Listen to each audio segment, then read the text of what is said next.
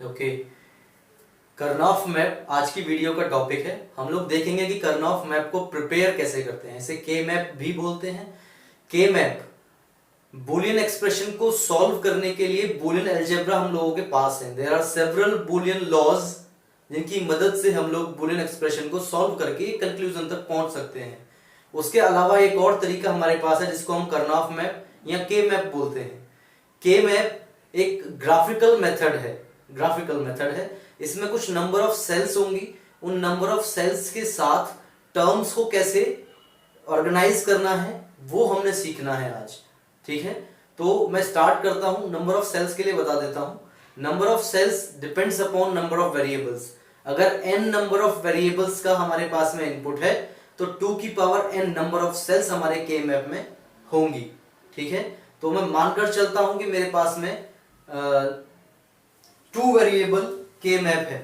मैं मानता हूं कि मेरे पास में 2 वेरिएबल के मैप है। अगर वेरिएबल 2 है तो 2 की पावर 2 नंबर ऑफ सेल्स होंगी। 2 की power 2 is 4 number of cells हमारे पास है।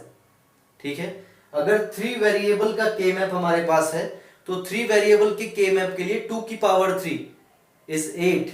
1 2 3 4 5 6 7 8 नंबर ऑफ सेल्स हमारे पास होंगी। इससे आगे आते हैं, अगर हमारे पास 4 वेरिएबल्स का के मैप है तो 2 की power 4 is 16। 1 2 3 4 5 6 7 8 9 10 11 12 13 14 15 16 number of cells हमारे पास में होंगी। अब इनके अलावा हमारे पास क्या है, मैंने लिखा a और b। अगर 2 वेरिएबल हैं तो a और b। a पहले लिखा जाएगा नीचे, देन b। a और b, a input can be either 0 और 1, b input can be either 0 और 1। तो पहले 0 लिखा फिर 1, पहले 0 फिर 1। ठीक है, 3 वेरिएबल में भी पहले a लिखा जाएगा फिर b लिखा जाएगा। लेकिन अगर c भी आता है, 3 वेरिएबल्स हैं तो a अलग bc अलग। 0 और 1 इसको याद रखना बहुत जरूरी है।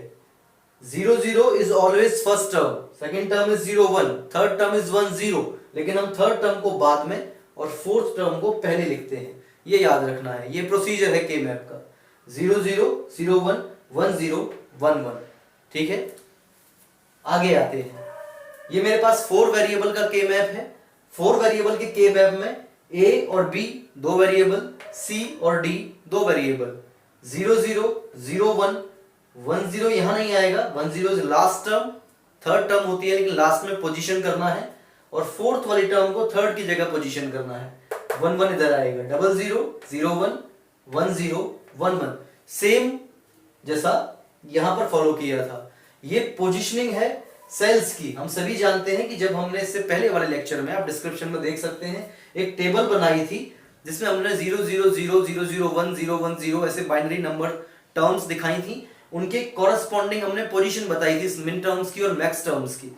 ठीक है, तो वहां से अगर पोजीशन निकालें, टर्म्स को देखें तो ए बी और सी डी को लेकर के ये टर्म्स कुछ बन सकती हैं। अब 2 तरह का रिप्रेजेंटेशन हो सकता है बूलियन एक्सप्रेशन का, या तो सम ऑफ प्रोडक्ट की फॉर्म में या प्रोडक्ट ऑफ सम की फॉर्म में।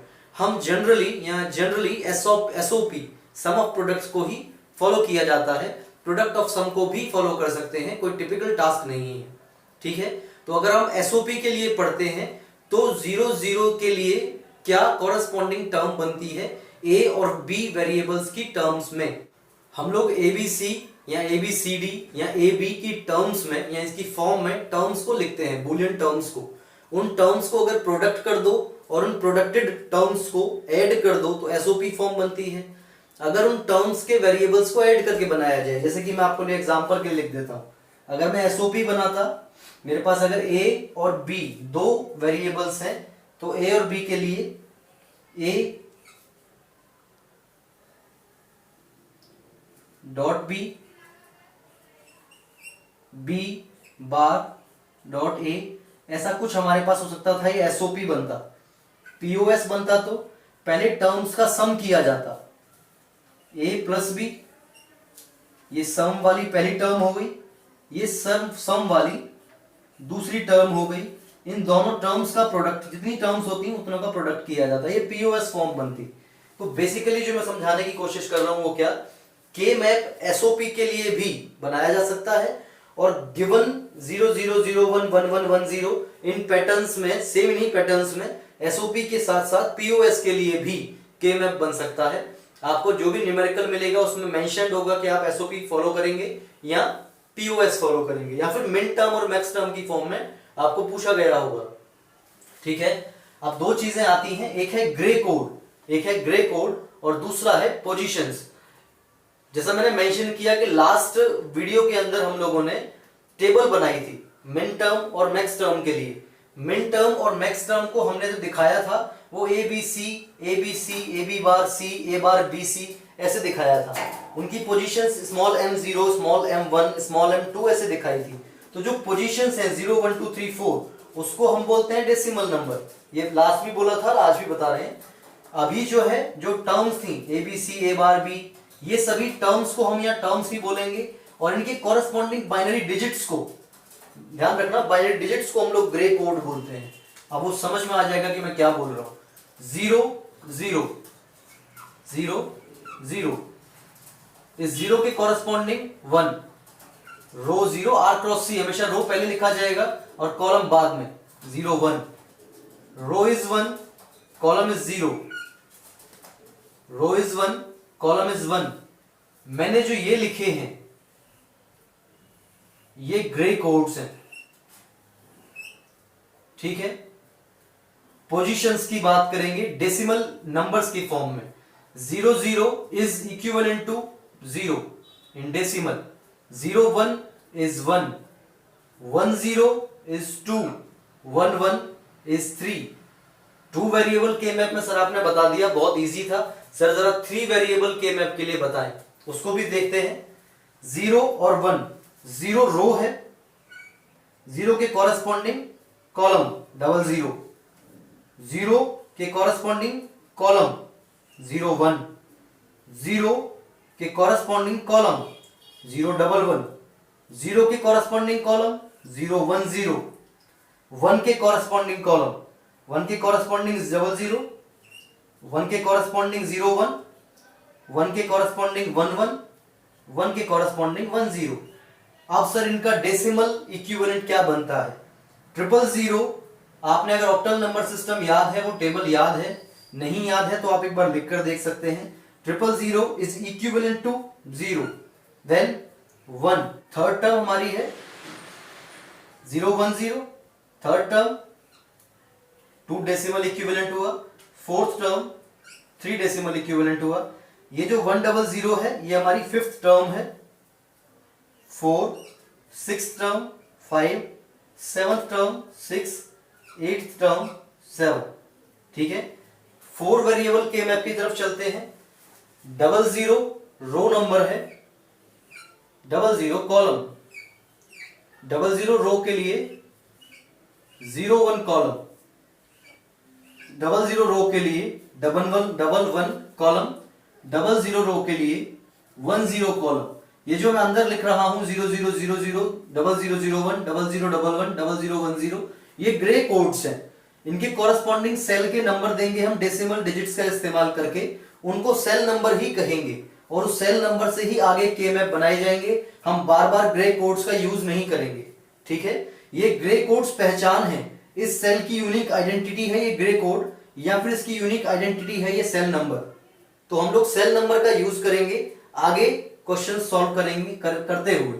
ठीक है, 0 then 1, this is third term, 2 fourth term 3, ऐसे ही 0 1 इज द रो, 0 0 0 1 0 1, 0 1 के साथ 1 1, 0 1 के साथ 1 0, 1 1 इज द रो नंबर, 1 1 के साथ 0 0, 1 1 के साथ 0 1, 1 1 के साथ 1 1, 1 1 के साथ 1 0, 1 0 इज द रो नंबर, 1 0 के साथ कॉलम नंबर कितना है 0 0, 1 0 is the row number, column number कितना है 0 1, 1 0 is the row number, column number 1 1, 1 0 is the row number, column number 1 0।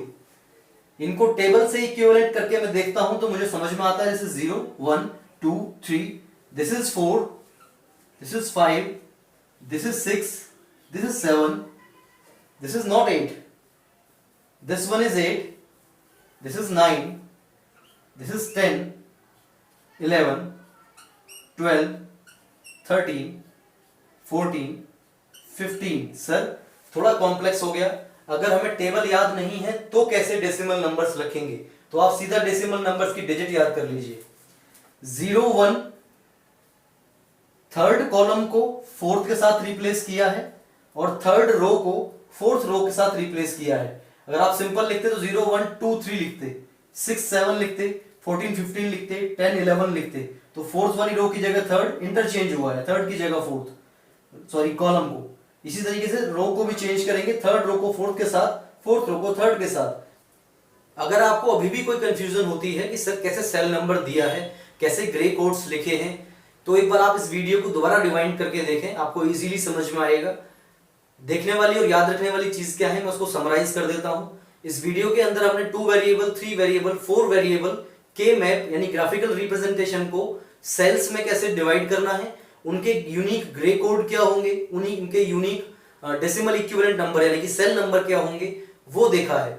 इसके बाद हम लोग देखेंगे कि एक ट्रुथ टेबल से के मैप कैसे बनता है, एक बूलियन एक्सप्रेशन से के मैप कैसे बनता है, और फिर के मैप के आगे चलेंगे अगर तो उस एक्सप्रेशन का रिजल्ट, उसका कंक्लूजन विदाउट बूलियन अलजेब्रा सिर्फ के मैप से कैसे निकालेंगे। ठीक है।